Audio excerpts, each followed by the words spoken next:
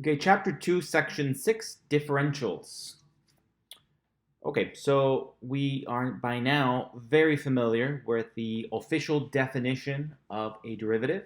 So if a function f is given and its derivative is f prime of x equal to the limit as h goes to 0 of f of x plus h minus f of x all over h. Okay, well, incremental notation allows interpreting the numerator and denominator of the difference quotient separately. That's going to be our goal for this section, to interpret them as separate pieces. So this is the notation we're going to adopt. The change in x, the increment in x, is denoted by delta x. That little triangle, the Greek letter delta in mathematics stands for the difference or the change in. So the change in the x direction is going to be that little triangle x, delta x.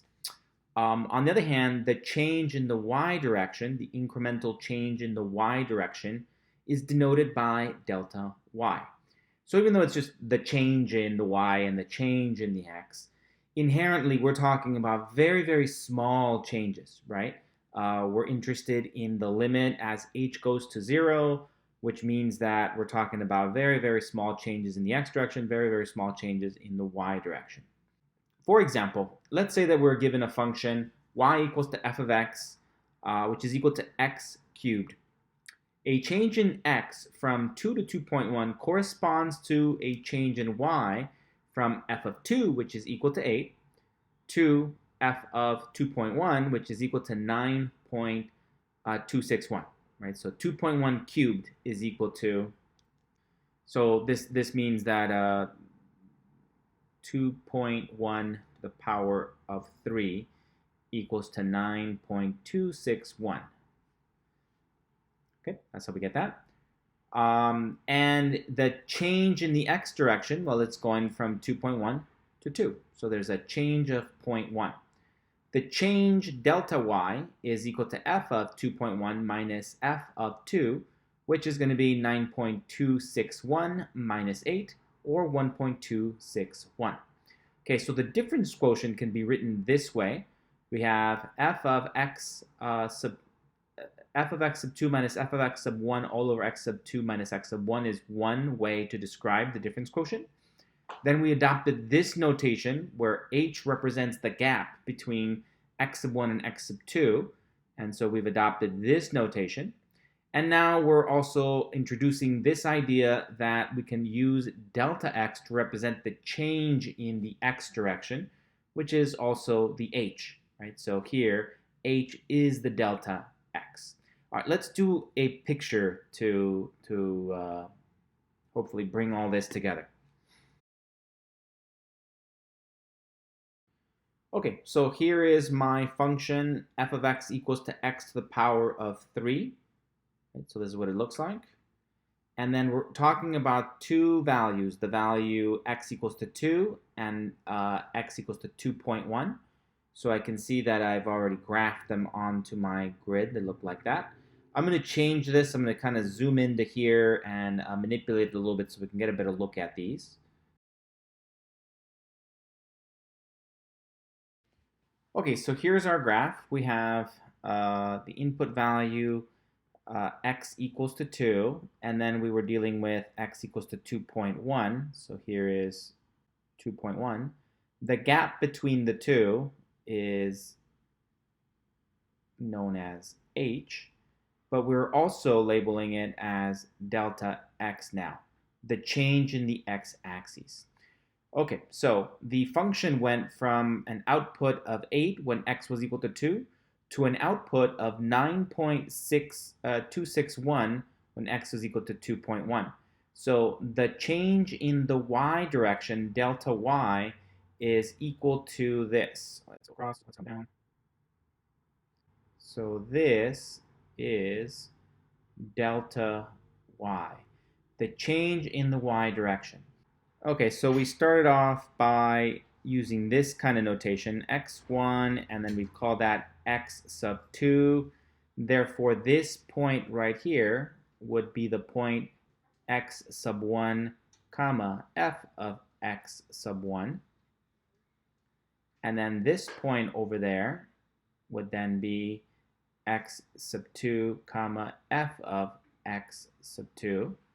So if we wanted to find the slope of the line that connected those 2 points, we'd want the change in the y direction divided by the change in the x direction.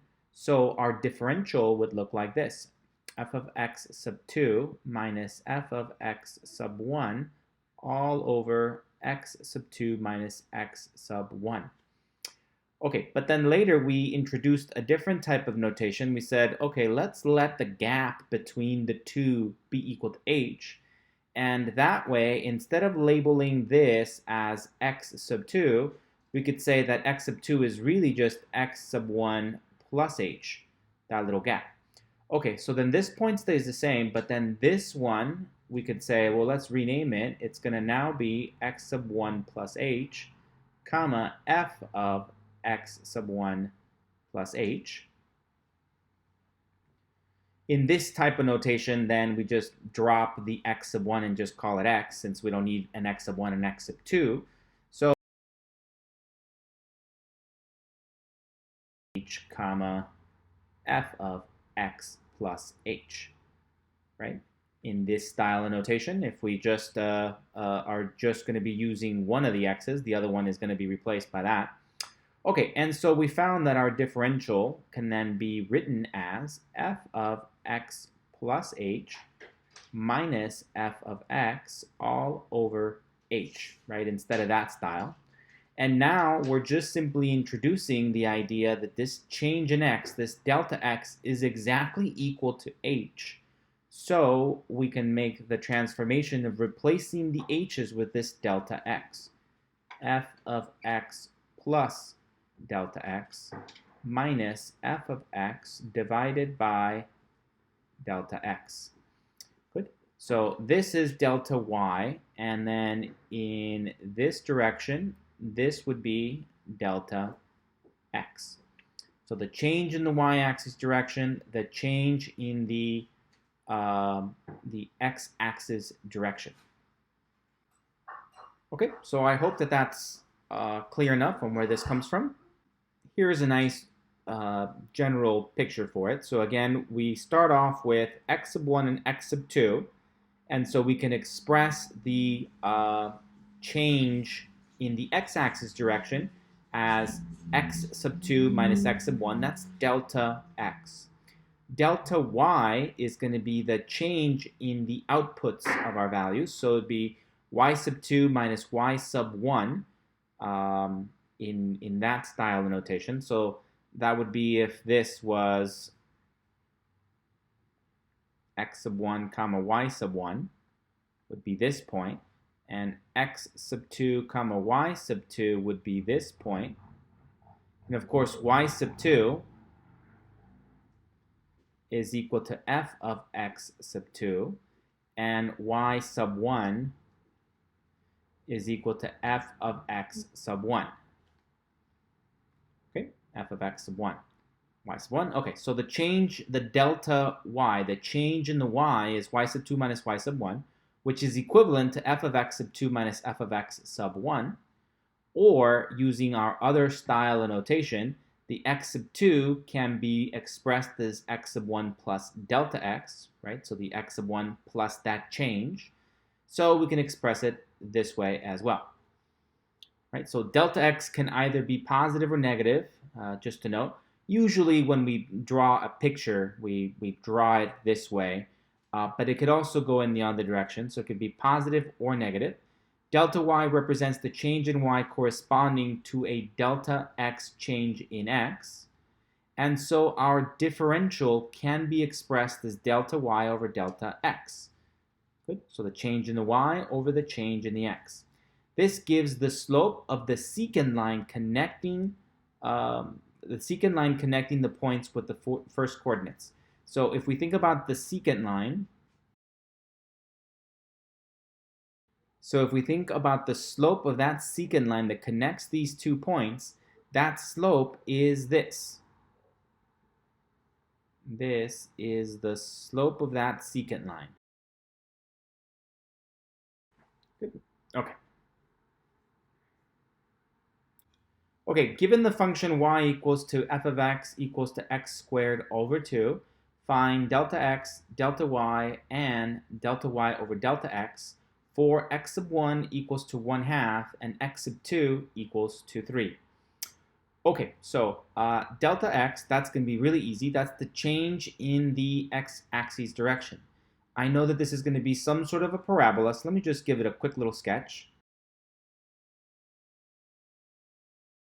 Okay, so let's just say that this is a half right there. That'll lead to some point there.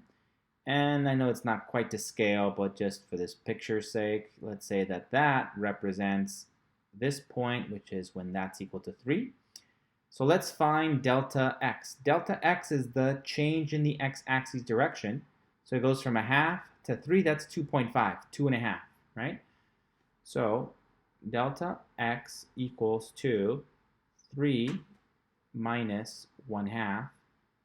So delta x just equals to 2.5 as a mixed number, or delta x equals to 5 over 2. Okay, so we found delta x. Now what about delta y?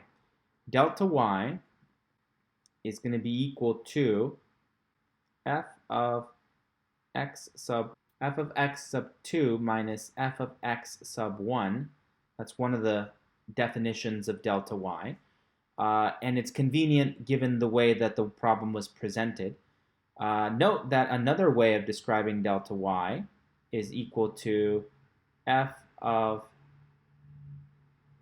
x sub 1 plus delta x minus f of x sub 1. So that might be another way to present it. But given the way it's given, this seems to make sense. So for us, that means that delta y is going to be equal to 1 half blank squared minus, well, this is, 1 half blank squared. And we're going to be applying the x sub 2 here, and we're going to be applying the x sub 1 there, and then those two values are given as 1 half and 3. So delta y is equal to 1 half times something squared minus 1 half times something squared. So this is 1 half, and this is 3. So now we just have to simplify that. So delta y equals to 1 half times 9 minus 1 half times 1/4, which gives you 1/8. Delta y equals to 9 over 2 minus 1 over 8. To combine these fractions, we need a common denominator, so let's multiply this one by 4 over 4. Here means that delta y is equal to 36 divided by 8 minus 1 over 8. So delta y equals to 35 divided by 8. So I have my delta y, I have my delta x, and finally the last part was to find delta y over delta x. So finally, delta y over delta x is equal to 35 divided by 8 all over 5 divided by 2. So multiply the numerator times the reciprocal of the denominator and reduce. 2 goes into 8 4 times. 5 goes into 35 7 times. And so we get our final answer of dy dx is equal to 7/4. Okay, so again with our picture, if we find the secant line that connects those 2 points,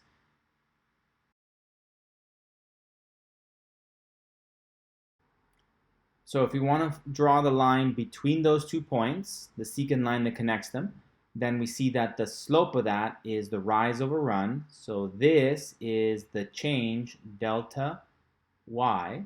And then in this direction, this is the delta x. Okay? All right, so what's the point of all this? We can easily find delta x, no problem. The delta y is a little trickier. Depending on the actual equation, it could be a lot of work. This was not even a very difficult equation, but it just, it took a lot of arithmetic to plug it in and multiply. We got to subtract these two things. So it can be a lot of work. And it is a very useful thing. We often want to know what is the change in the y. What is the delta y that occurs with a delta x change.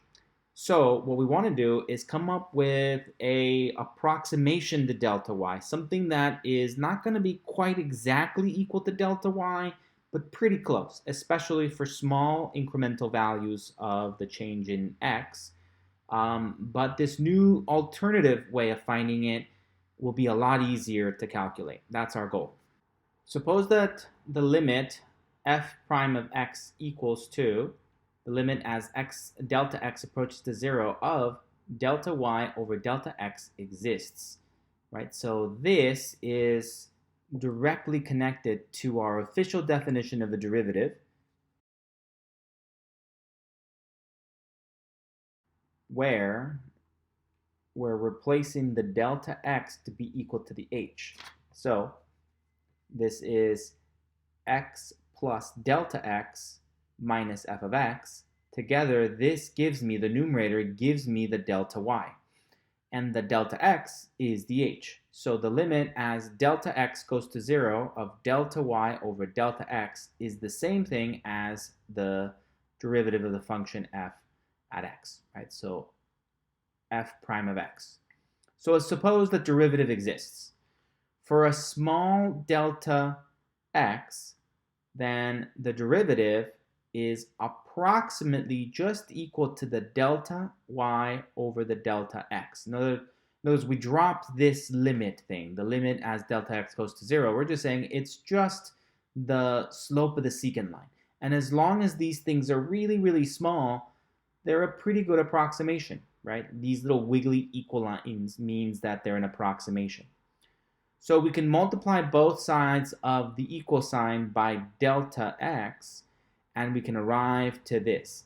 Delta y is approximately equal to delta x times the derivative of the function f of x. The differential dy equal to f prime of x dx, or df, which is the same thing. df is equal to f prime of x times delta x. Okay, what is this saying? We need a good picture to interpret all this. So here's a good picture to describe the whole thing. Remember that we're dealing with 2 points, right? We have x, and then we have x plus delta x, or x plus h, same thing. The gap, the space between them, is the delta x. And if we have the output value here, this is the output value x comma f of x, right there. And therefore, this point over here is the second one, which comes from inputting this into our function. So it's the ordered pair x plus delta x comma f of x plus delta x. That's this point right there. If we think about the secant line that connects them, then we have a rise over run. The rise is going to be equal to delta y. This is that rise, where the delta y is exactly equal to this height minus this height. Delta y is exactly equal to f of x plus delta x minus f of x. Good. And the delta x is equal to the gap between these two. So it's going to be x plus delta x minus x, which gives me that delta x, right? So it's exactly the gap between these two input values. So if we look at the slope of the secant line, well, that's just going to be delta y over delta x. Exactly that. That's the exact answer. Now, if we let this get really, really, really small, right? Assuming that we scoot this guy on down until it's like really, really, really, really close, and then zoomed in, and then got this same looking picture, right? So we're assuming the delta x and the delta y are going to be very, very, very, very small. So when they're very, very small, then the green line, the slope of the green line is very, very similar to the slope of the tangent line. That's the point here, right? Okay, and what's the slope of the tangent line? Well, that's the derivative, right? F prime of x is the derivative of the function, which means it will produce the slope of the line tangent to a point. So this is the slope of tangent line.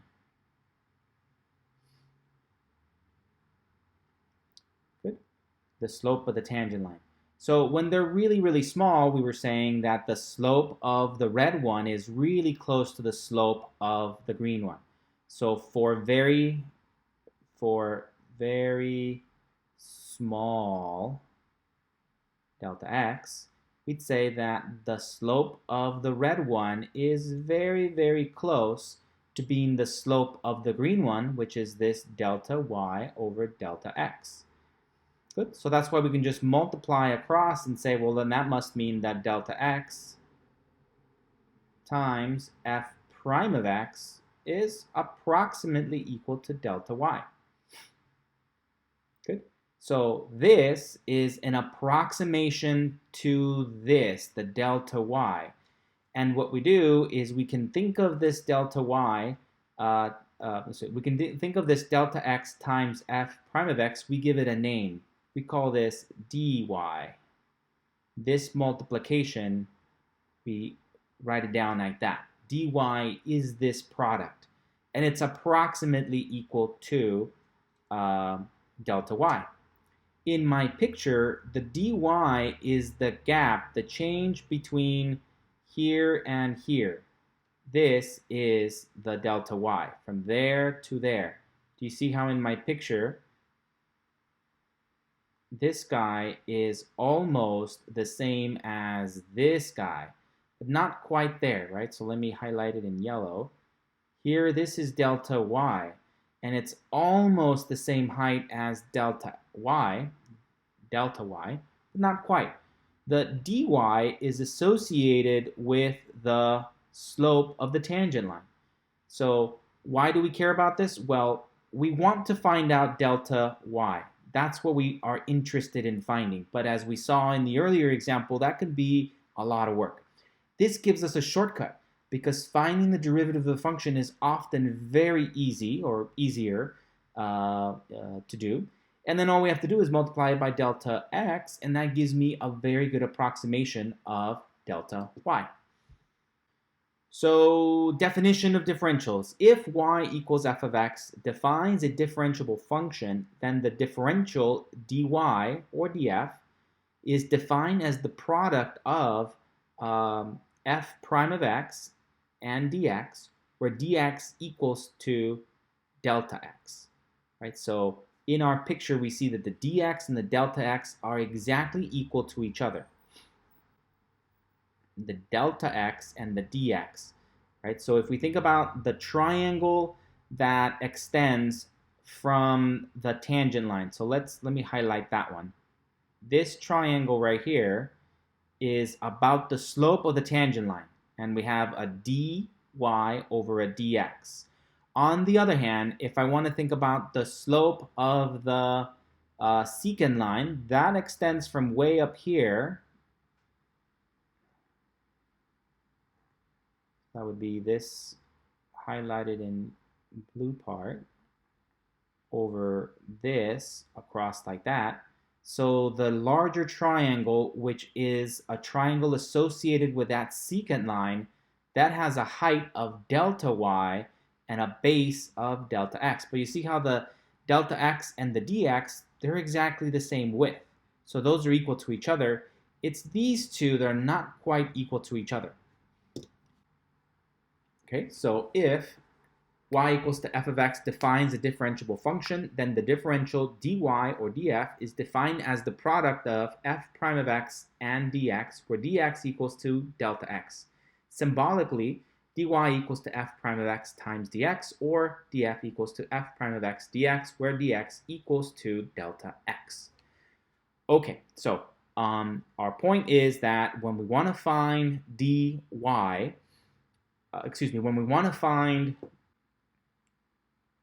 when we want to find delta y exactly, well, that's a lot of work. That's going to be equal to f of x plus delta x minus f of x. That's one notation style. Or, going back to the h, that's equal to f of x plus h minus f of x. Lots of work. This is exact, but work. Lots of work. Okay, well, luckily, this is giving us a way to find an approximation that's usually good enough. So if we want to find delta y, we're going to go, well, that's a lot of work. But you know what? It's pretty close to this dy.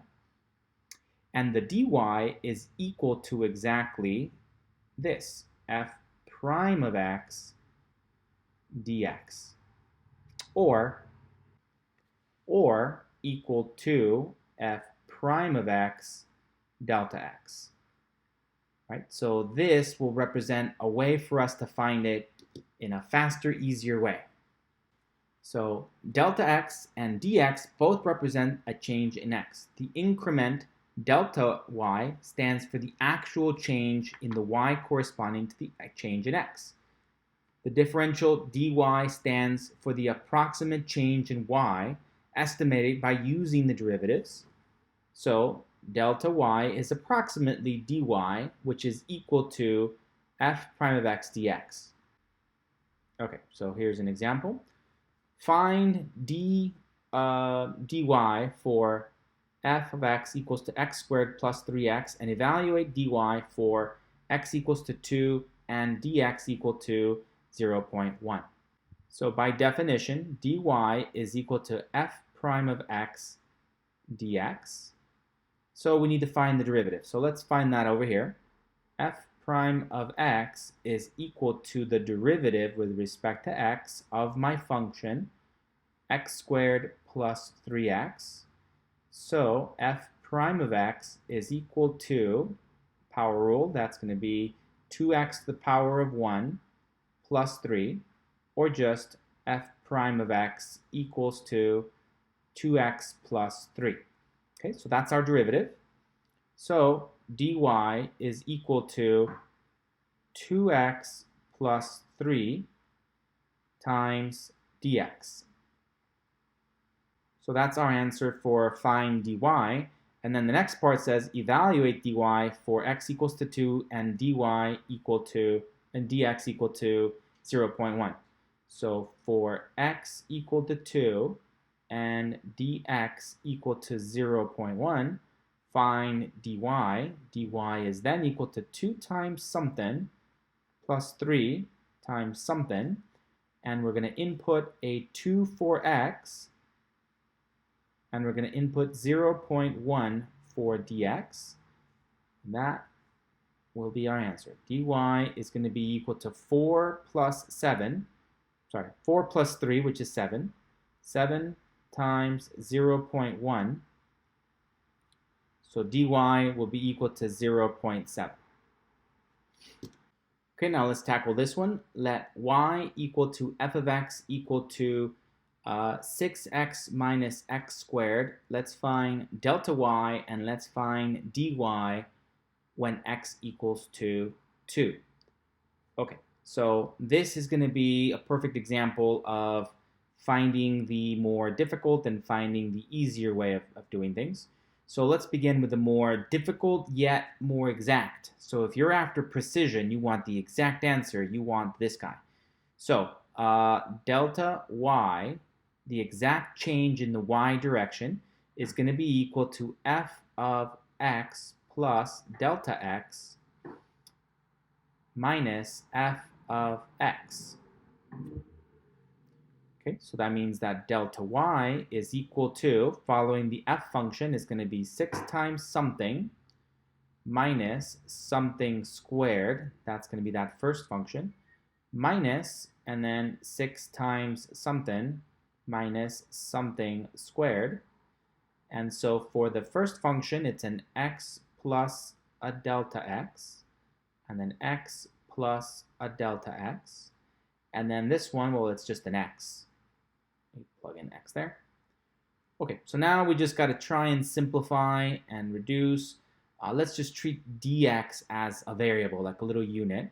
So we're going to have to FOIL this, we're going to have to distribute this, cancel, reduce, combine like terms. So delta y is going to be 6x plus 6 delta x's minus, and then this is going to be x squared plus 2x delta x plus delta x squared minus 6x plus x squared. Okay, so then delta y equals to 6x plus 6 delta x minus x squared minus 2x delta x minus delta x squared, leave it in parentheses, minus 6x plus x squared. So finally, a couple of these will cancel. Minus x squared cancels with plus x squared. Minus 6x cancels with plus 6x. And so these are the three terms that survive. Delta y is equal to 6 delta x minus 2x delta x minus delta x squared. Okay, so comparing that with finding dy, dy is equal to f prime of x times dx. So dy is equal to the derivative of this function, so it's going to be d dx, the derivative of the function 6x minus x squared, and then times this dx. Okay, don't fall under the idea that we can cancel this dx and that dx at this point. Let's not go down that path. Let's continue to use this notation to represent that we want the derivative of this, and let's not jump to that. Remember I said different notations are helpful in different situations? Okay, so to resist the urge to want to cancel that and say, well, that just sort of cancels each other out, no, we don't want to do that. What we could do is use the other style of notation. Remember this notation? Prime, which means that we want the derivative of this times the dx. Or we can also switch away from the dx and use the other notation, which is delta x. They both mean the same thing. So we can also write the dy equals to 6x minus x squared prime times delta x. Same thing. Okay, so either way you write it, it all comes down to taking the derivative of this function, which should be pretty easy. That's just going to be equal to 6 minus 2x times delta x. Or, if you want to go back to the dx notation, dy is going to be equal to 6 minus 2x dx. Okay, so this and this are not exactly the same. They are not exactly the same. But if delta x proves to be a very small number, we will see that they come really close to each other. In fact, if I just distribute, leave it as the delta x notation, note that if I just leave it as the delta x notation, I get that dy is equal to 6 delta x minus 2x delta x, right? Just distributing from here, distributing this there and this there. And so we get this, so it's just missing this term. So they're not exactly the same, but this and this are the same, this and this are the same, and then there's this minus delta x squared term. So when delta x is a very, very small number, 0.0001 squared, that's an incredibly small number. And so you're subtracting an incredibly tiny number. The difference between these two is just that tiny little number right there. That's why they're a pretty good approximation of each other, though they're not exactly the same. Okay, well, hopefully it was clear that even with a very simple equation like this one, this was kind of a lot of work. We had to evaluate this, we had to FOIL this whole thing out, we need to distribute that minus, cancel some stuff. Whereas here, the biggest issue was really the notation. I didn't really do anything except introduce this style of notation, or this style of notation, or this style of notation. But it's not like you have to do them all. You just have to understand which one works for you. But the derivative is quite easy, right? Finding this derivative was no problem at all, and then we just multiply it by a dx. So it was a much easier solution to find the dy, right? So what we're going to do in practice is that we want this one, but it's often too hard, so we settle for this one.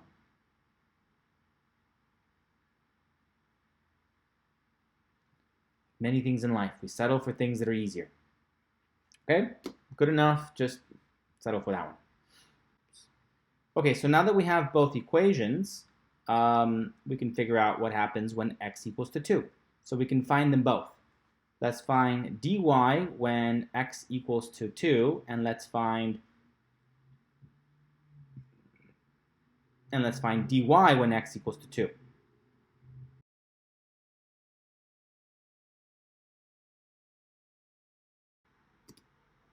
So once again, we see that for the specific case of when x equals to 2, both the delta y and the dy are very similar. They both equal to 2 times delta x.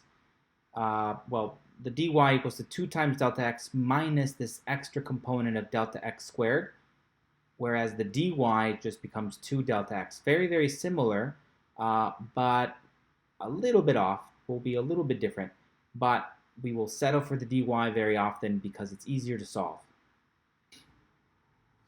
Okay, so we have a function. We want to find the delta y, but that's often too much work, so we settle for the dy, and the dy is much easier to find. We just have to find the derivative of our function and multiply it by the dx or the delta x. Okay, part B, find delta y and dy from part A for delta x equal to 0.1, 0.2, and 0.3. Okay, so we found that we were working with x equals to 2, and we found that when x equals to 2, we had that delta y was equal to 2 delta x minus delta x squared. And for x equals to 2, we found that dy was equal to just 2 delta x, right? So this was the difference between them. So now we have different values of dx that we want to find. So let's say for delta x equal to 0.1, then delta y is going to be equal to 2 times blank minus blank squared, whereas the dy is going to be equal to 2 times blank. So that'll be equal to 0.1 there, and 0.1 there, and 0.1 there. Okay, so if we crunch all this out, we're going to get that this is equal to, but this is equal to 0.19, whereas this is just equal to 0.2. Very, very similar, right? Which is the same thing as 0.20, right? So you can see they're very, very close to each other. On the other hand, when x equals to, or delta x equals to 0.2, then delta y equals to 2 times something minus something squared, and the dy is equal to 2 times something. So this is 0.2, and this is 0.2, and this is 0.2. So this is equal to 0.36, whereas this is equal to 0.4 or 0.40. Again, pretty close. And finally, when delta x is equal to 0.3, delta y is equal to 2 times something minus something squared, and the dy equals to 2 times something. So this is 0.3, 0.3. This is 0.3. So this is 0.6, which is 0.60. And this is 0.51. Okay. So what we should get out of this is that this is a pretty good approximation. The dy is a pretty good approximation to the delta y. The delta y is the exact answer. The dy is a pretty good approximation. And as the delta x's get smaller and smaller and smaller, the approximation becomes better and better and better, right? 0.20 is almost the same as 0.19. Sometimes it's good enough, right? Sometimes it's not. Sometimes you want the exact answer, so you can find it this way. So a company manufactures and sells X transistor radios per week. If the weekly costs and revenue equations are C of X equals to 5,000 plus 2X, and R of X equals to 10X minus X squared over 1,000, where X is a value between 0 and 8,000. Okay, so this is the cost function. You input X, the number of units, and then you plug it into here, and the output will be the cost of producing X units. Whereas this is the revenue collected, the total amount of money collected from selling X number of units. So you tell me how many units X, plug it into here, and the output is the revenue collected. So use differentials to approximate the changes in the revenue and the profit if production is increased from 2,000 to 2,010 units per week. Okay, so note that profit, the P of X function, is going to be equal to the total revenue collected minus the cost of producing. So the subtraction of the two will be the profit function. And so for us, the profit function is going to be equal to 10x minus x squared over 1,000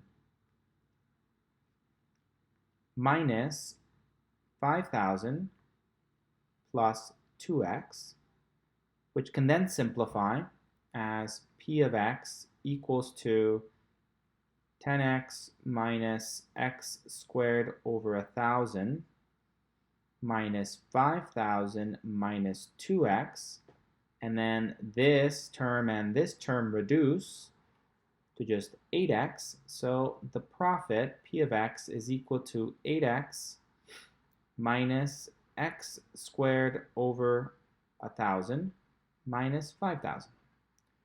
Okay, so we have an equation for the profit function. Right, you input the number of units X, and the output will be the profit. Okay, so it says use the differentials to approximate the change in revenue. So we want to find dr,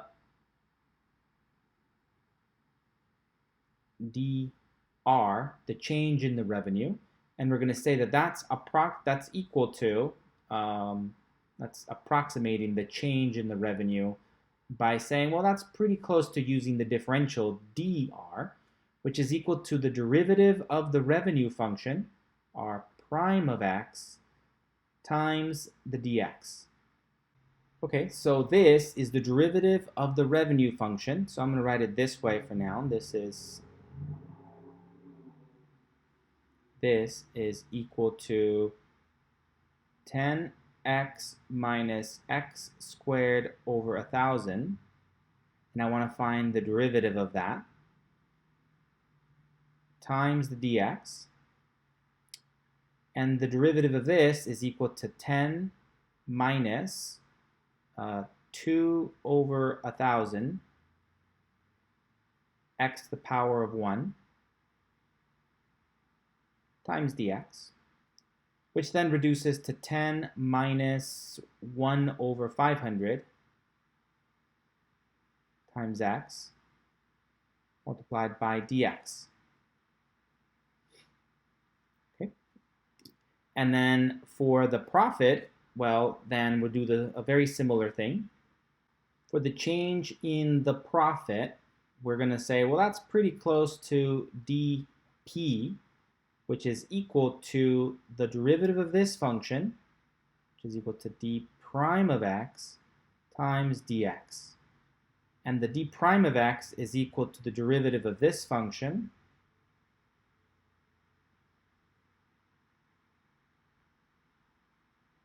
the derivative of that function, times the dx. So the derivative of this function is 8 minus 2 over 1,000 times x to the power of 1 minus 0. And that whole thing gets multiplied by the dx. Minus 0 doesn't mean anything, so we can just simplify that to mean 8 minus 1 over 500x times dx.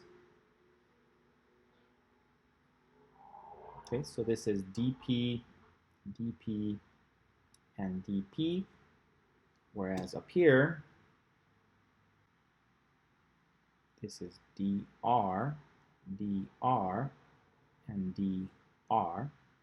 Okay, so now they gave us some values. So we have that x equals to 2,000, and because we're going from 2000 to 2010, that means that dx equals to 10. Okay, so now dp is equal to 8 minus 1 over 500 times x, which is 2,000. And all of that gets multiplied by the dx, which is equal to 10.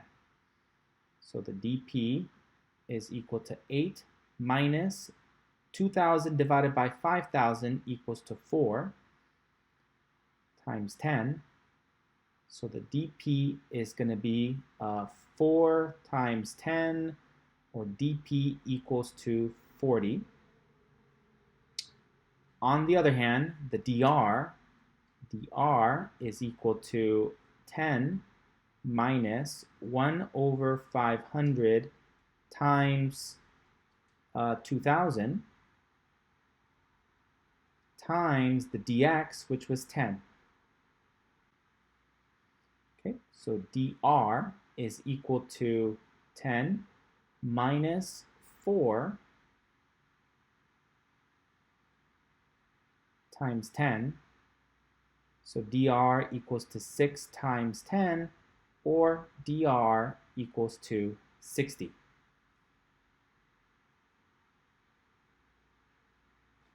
Okay, so how do we interpret this? We have a cost function that changes from 2,000 to 2,010 units per week. So we want to know what is that difference in cost. We can find that DC. We're interested in the change in revenue, the change in the amount of money collected. If we go from 2,000 units a week to 2,010 units per week. So in that change, it'll represent a change of 60. So this DR represents a change of $60 per week in revenue. And the DP means that our profit will increase by $40 per week. So if we go from 2,000 units per week to 2,010 units per week, we will see a profit increase of $40 per week. We will see a revenue increase of $60 per week, right? So meaning that that change must be the cost of $20 per week increased. Okay, so if production increases from 2,000 units to 2,010 units per week, revenue will increase by $60 per week, and profits will increase by $40 per week, approximately, right? And I want to highlight approximately because we used the easier version, right? We didn't find the exact delta y or delta r or delta p in this case. We settled for an approximation that was much easier to calculate. The exact answer would take a little bit more work in this case, too much work, and it's good enough to go with the approximation. Okay, so that should be more than enough to tackle the homework. So please work on your homework and let me know if you have any questions, problems, or issues. Stay in touch.